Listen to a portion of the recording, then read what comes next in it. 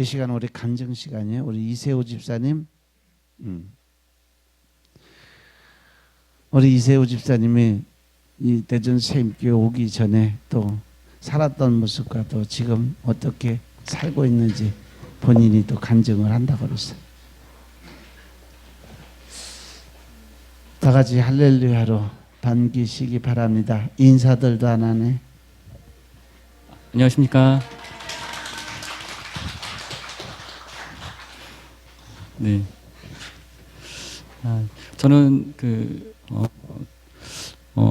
아마 저를 다 아실 텐데 혹시나 모르실 분이 계신 것 같아서요.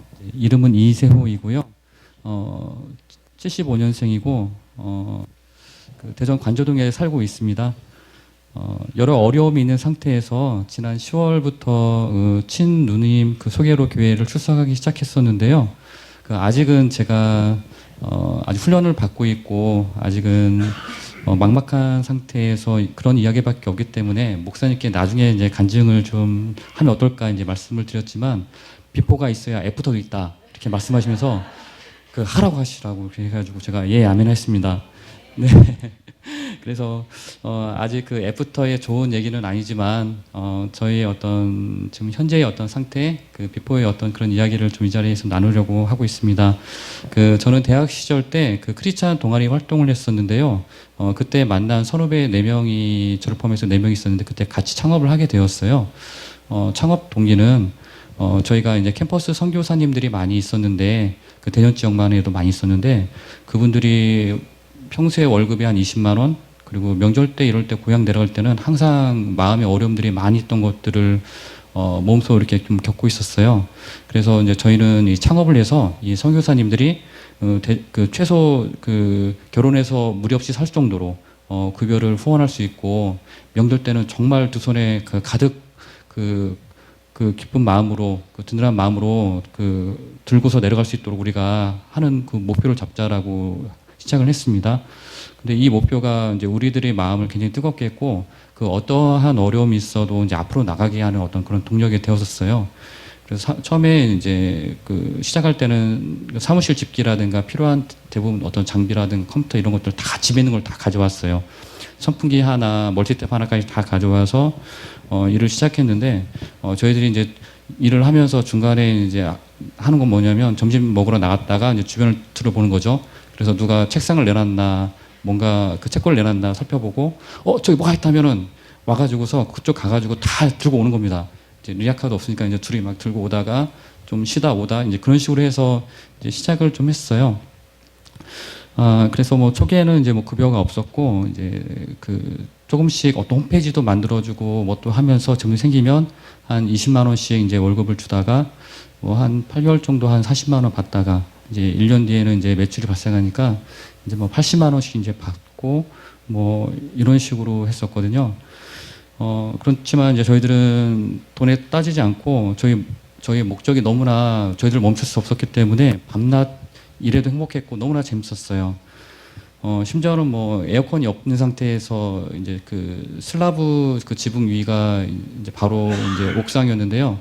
한여름에 이제 에어컨이 없으니까 이제 너무 더워가지고 이제 저는 이제 컴퓨터 코딩을 하고 있는데 이제 저희 임원 중에 한 분이 선풍기가 집에 많이 있다는 거예요. 그래가지고 가지고 있다는 거예요. 그래서 빨리 가져오라고 했더니 요만한 선풍기 이거 딱 2대를 가주시는 거예요. 그래서 이제 옆에다 책상이 2개가 있으니까 여러 개 있으니까 옆에다 바닥에 놓고서 선풍기를 도리도리게 트는데 화장실만 갔다 오면 각도가 좀 바뀌어 있는 거예요. 그래가지고 말을 못하고 이렇게 있다가 그 친구가 또 나가면 저도 살짝 바꿔놓고 예 그렇게 좀 생활을 했습니다. 그래서 이제 아주 땀 뻘뻘 하면서 이제 일을 하다가 다음 연도에 이제 갑자기 하나님께서 이제 매출을 확 올려주셔가지고 국가에서 이제 공인 인증서라는 것들을 도입하는 바람에 모든 그런 저희 회원 기업들이 다 컴퓨터를 사용할 수밖에 없는 환경이 되었었어요. 그래서 저희 주변에는 저희가 망할 거라고 6개월 안에 망할 거라고 너희들이 뭘 할 수 있겠냐 이런 말만 계속 들었지만 저희들은 첫 해가 이제 매출이 원래 본 사업이 아니라 그냥 여기저기 만들어주고 서비스 해주고 그냥 막 도와주고 해서 번 돈이 딱 200만 원이더라고요. 그래서 200만 원 놓고서 너무 감사하다고 그래도 우리 돈은 벌었다고 1년 동안 그랬던 겨울날 다음부터 이제 잘 되기 시작했는데 그 창업 초기에는 이제 그 대표님이 이전 직장에 이제 창업 사실을 이제 비밀로 하고 이제 월급이 자기가 이제 그 300만 원 받을 때까지 전 직장을 나올 수 없다. 그래서 이제 3년 뒤에 그 월 매출이 한 6천만 원씩 이제 발생하기 시작했어요. 그래서 이전 회사를 퇴사하고 이제 회소 대표이사로 취임하게 됐는데 어쨌든 그렇게 해서 한 20년 동안 이제 120명 직원에 이제 자산 한 200억 되고 이제 매출 한 60억 되는 회사를 저희들이 좀 만들었습니다. 이제 그렇게 성장했는데도 그 대표이사님이 자꾸만 그 회사를 없애고 싶다는 말을 이제 얘기를 하는 거예요.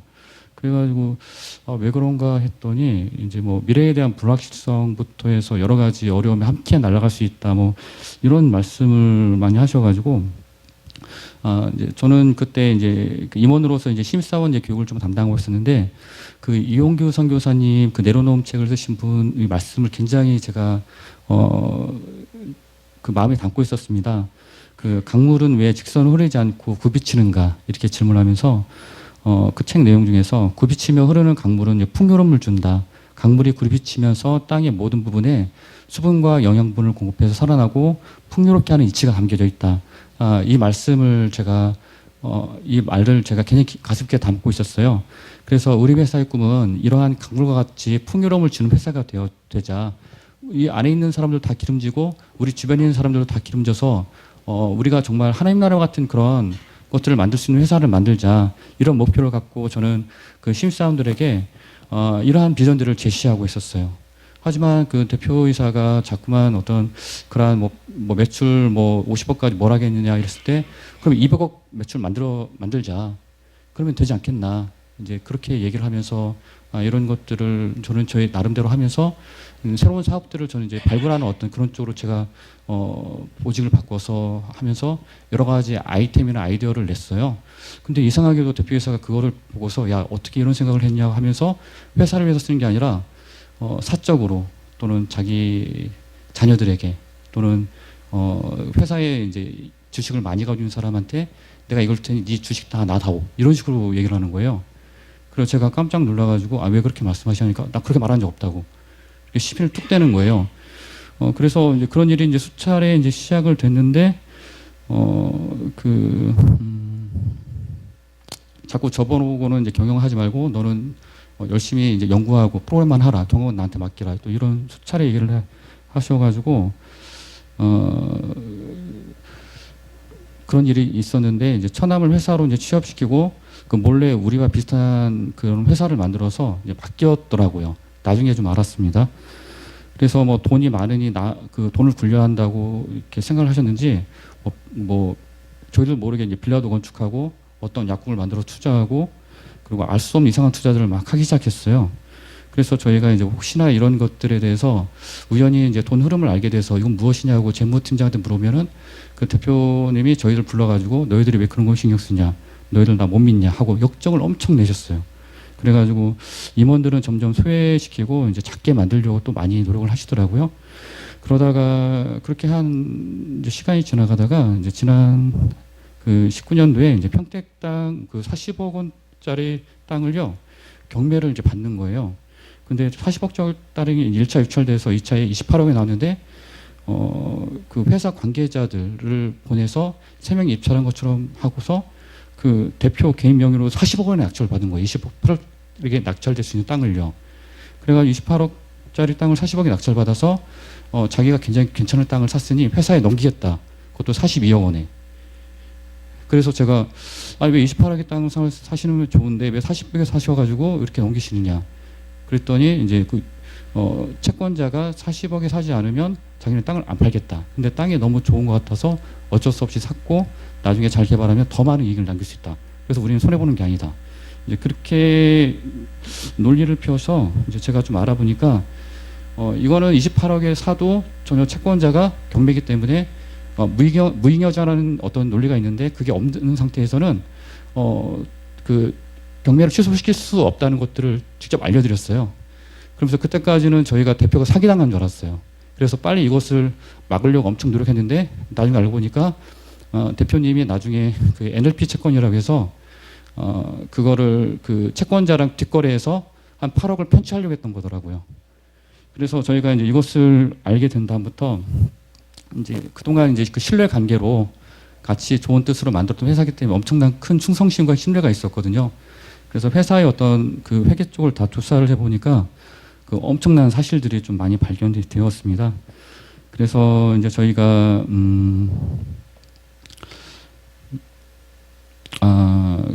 그때부터 이제 대표님은 이제 저희를 만나지 않고 계속 다른 사람을 통해서 저희들한테 뭐 회유하고 협박도 하고 이제 회사를 떠나라 이런 식으로 얘기를 좀 했었고, 저희는 회사에 대한 피해를 다 보상을 해라. 그리고 대표직을 사임하셔라. 대표직을 더 이상 이 결과를 보니까 할 수가 없다. 이제 그러한 어떤 부분으로 말씀을 좀 드렸어요. 그랬더니 대표님은 이제 그 국내 3대 법무법인 한 곳을 선임해서 이제 경영권을 유지할 수 있다고 이제 판단하니까 이제 피해 금액에 대해서 반환을 이제 의사가 없고, 오히려 이제 변호사가 기소도 안 되게 해줄 수 있고 죄도 없게 만들 수 있다고 하면서 그 회사 책임자들 다 설득하기 시작했어요. 그러면서 오히려 이제 임원들한테는 회사의 일부를 이제 부채하고 같이 떠줄 테니까 너희들이 만들고 싶은 회사 너희 꿈대로 한번 만들어 봐라. 이제 이런 제안들을 다른 사람을 통해서 좀 해왔습니다. 그래서 이제 마지막으로 이제 저희가 이제 대표랑 같이 협의하는 어떤 자리를 만들었는데 끝까지 자기는 잘못한 게 없고 뭐 그런 식으로 말씀을 드려가지고 어쩔 수 없이 이제 기소를 하게 되었는데 그 후로 이제 저희들은 다 퇴사를 당했고요.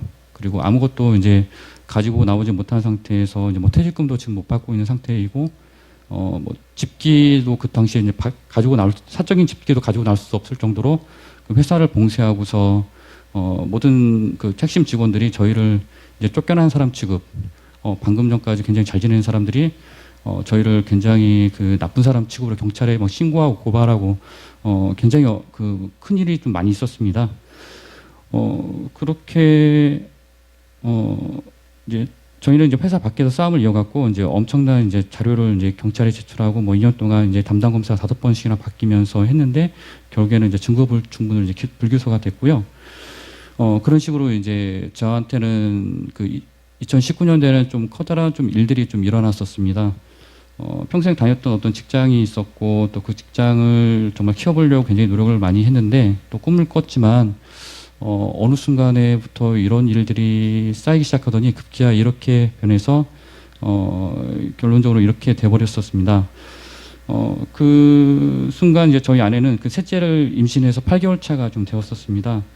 그 저희 셋째 그 아이윤이를 9월에 출산하게 되었는데 일이 일어난 건 7월 달이었고요. 그리고 이제 7월 달에 제가 회사를 나오게 됐는데 9월 달에 출산할 때 이제 아이 상태가 그렇게 좋지는 않았어요. 그 태어날 때부터 청색증 증상이 있었고 이제 배가 빵빵하게 불러 있었고 그래서 아무것도 첫날에는 먹지 못했어요. 그 다음날 아침에 이제 심장 잡음이 들린다고 빠르게 신생아 응급실로 이송 이제 되었고요.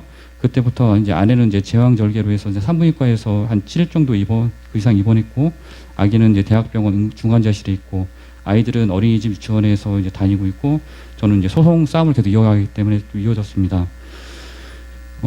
아내는 그 아기를 출산한 이후에 한 번도 아기를 안아보지 못했는데 그 산후조리는커녕 그 제왕절개로 입원한 그 상처가 조금 나아지자 이제 중환자실로 이제 아기를 이제 보고 싶어서 달려갔었어요.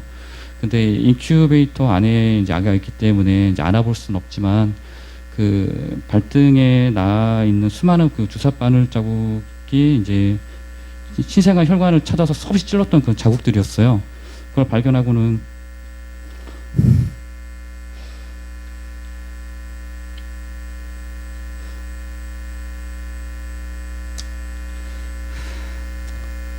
그 엄마 아빠는 엄마 아빠 없이 간호사에게 맡겨져서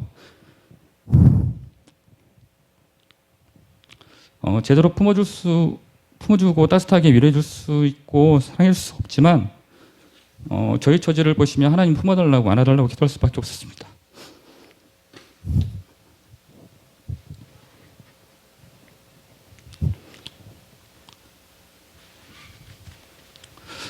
그래서 이제 20여일이 이제 지나서 이제 아이가 이제 안정이 되자 서울로 올라가서 일주일 동안 그 입원해서 진료받고 치료를 좀 받았습니다. 그 아내는 이제 산후조리도 못하고 곧바로 나와서 굉장히 힘든 일들을 이제 진행을 했는데요. 그래서 이제 암은 아니라는 이제 소견을 좀 얻게 되었습니다. 그때도 이제 병원에 가면 피 검사하면 그 아내랑 그 아기랑 이제 그 체열실에 들어가면 뭐 별의별 비명 소리가 다 나오는 거예요. 아기가 울부짖는 소리, 엄마가 그만 좀 하라고 하는 소리.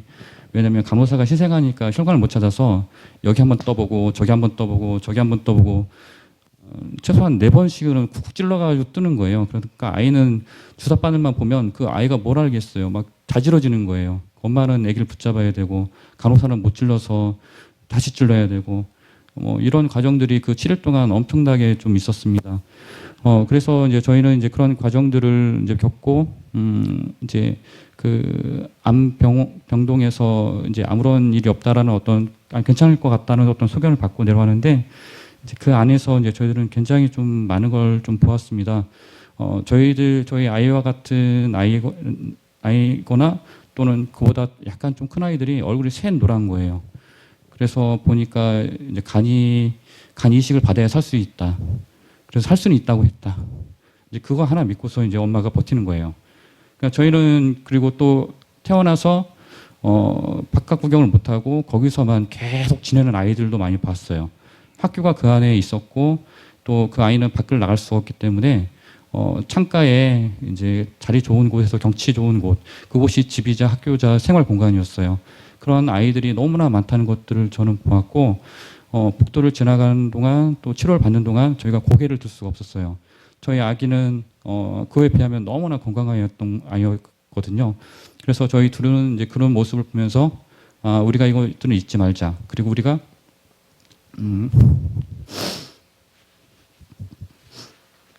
죄송합니다. 좀 기회가 되면 이런 것들이 분명히 보여주는 것들은 하나님이 뜻이 있을 것 같다. 그렇게 좀 말씀을 해주셨어요.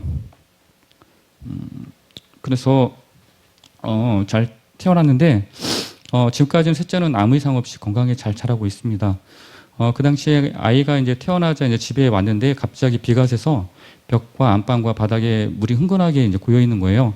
그래가지고 곰팡이가 피어 있고 저희들 그걸 다 닦고서 이제 아이를 다른 방에 재고 그쪽에 이제 재웠는데 셋째가 얼마 후에 이제 폐렴이 걸려서 이제 입원해서 항생제 치료를 받는데 그 엉덩이가 너무 피부가 빨갛게 벗겨져서 이제 아내와 제가 밤낮으로 이제 고생을 하면서 이제 아이들을 했는데 어떤 정도였냐면 항생제를 먹으니까 그 신생아가 이제 그 아기가 이제 설사를 하기 시작하는데 그게 1분마다 한 번씩 그렇게 하게 되는 거예요. 그러다 보니까 엉덩이를 이제 기저귀를 차고 있었는데 엉덩이가 양쪽이 빨개져가지고 다 벗겨졌어요. 그 씻어야 되는데 물만 닿아도 막 자지러지는 거예요.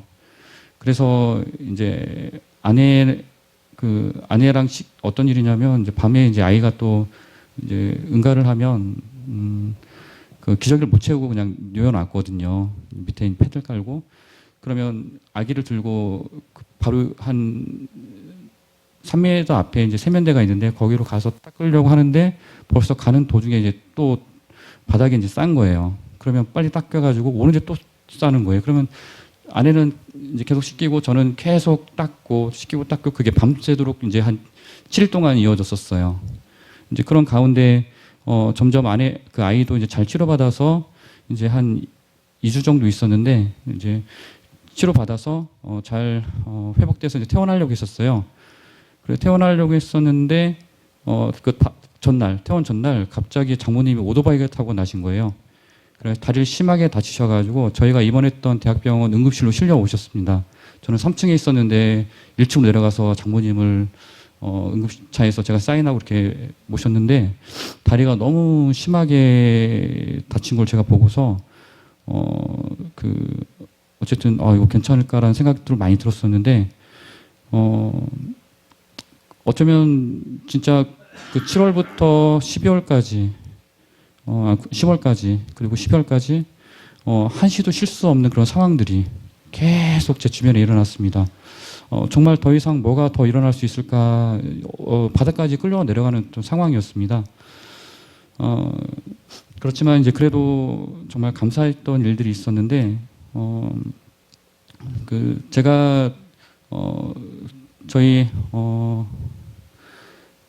다른 분을 통해서 이제 받은 말씀이 있었는데 이사야 58장 말씀인데 나 여호와가 너를 항상 인도하여 마른 곳에서도 내 영혼을 만족케 하며 내 뼈를 경고케 하려니 너는 물된 동산 같겠고 물이 끊어지지 않는 샘 같을 것이라는 말씀이었습니다. 그 이후에도 그 이후 아이도 장모님도 아내도 이제 지금 큰 어려움 없이 좀 잘 지내고 있습니다. 그리고 하나님이 이제 지금까지 보여주고 계심을 크게 느꼈습니다. 제가 회사를 나왔다는 소식을 들었는지 저를 좋게 봐주시던 분이 있었는데 저도 잊고 있었는데 갑자기 큰 돈을 입금해 주시면서 갚을 지정하지는 않을 테니까 잘 사용하고 나중에 또 필요하면 저기 얘기하라고 또 말씀을 하시는 거예요. 그리고 이제 회사 다니면서 알게 하신 분이 이제 저를 만나자고 해서 만났더니 인생의 소중한 때 소송으로 시간을 낭비하지 말고 새로 시작하라고 하셔서 그때부터 이제 창업을 좀 시작하게 되었습니다. 그렇게 하나님께서는 이제 소중하게 저를 필요할 때마다 먹여주시고 좀 끊어지지 않게 그렇게 하시는 어떤 일들을 또 하셨습니다. 그래서 이제 새로운 마음으로 이제 결심하고 시작하려고 이제 시작을 했습니다.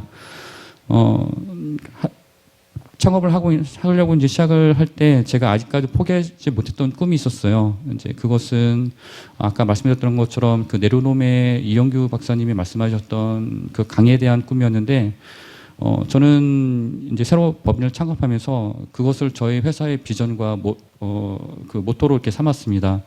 그 에스겔서 47장 1절에서 12절을 보면 간단하게 제가 요약해서 말씀드리자면 그 성전 동쪽 문의 문지방에서 물이 나와 동쪽으로 흐르다가 성전 오른쪽 제단 남쪽으로 흘러내리며 물의 깊이가 발목, 무릎, 허리, 머리까지 잠겨 더 이상 건너오지 못할 강이 되었는데 그 강 좌우편에 나무가 심이 많고 이 강물이 흐르는 곳마다 번성하는 모든 생물이 살고 고기가 심이 많으며 이 물이 흘러가므로 바닷물이 되살아나가겠고 이 강이 흐르는 각 처에 모든 것이 살 것이며 이 강가에 어부가 그물 쪄서 잡는 곳이 될 텐데 큰 바다의 고기와 같이 각 종류가 심이 많으며 그 강 좌우가에는 각종 먹을 과실 나무가 자라서 그 잎이 시들지 아니하며 열매가 끊이지 아니하고 달마다 새 열매를 맺는데 그 물이 성소를 통하여 나오며 그 열매는 먹을 만하고 그 잎사귀는 약재료가 될 것이다. 아멘. 그래서 저는 그 강물이 우리 안에 흐른다는 뜻을 가지고 약자를 따서 리피스라는 법인을 만들게 되었습니다. 그래서 이제 이런 뜻을 가지고 이제 그 하나님께 받은 말씀 또 정말 이 말씀을 통해서 이러한 것들을 실현하겠다라고 했지만 많은 시행착오를 겪으면서 이제 어려움을 겪는데 이렇게 세임교회를 오게 된 것입니다. 많은 것들이 생각대로 되지 않았습니다.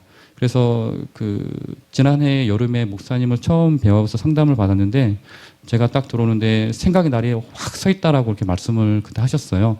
그래서 그때는 제가 이해를 못했지만 지금 이곳에 와서 많은 훈련을 받게 되면서 이제 자신을 돌아봤어요.